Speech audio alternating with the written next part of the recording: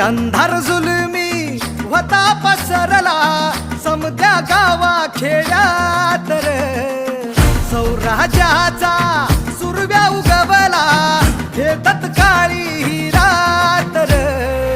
वाऱ्याच्या येगानी घोड्यावर बैसूनी खंडोबाच्या रूपानी याला माझा देवर, सुरव्याच्या तेजानी निधड्या छातीनी दुश्मन गाडूनी याला माझा वाघर.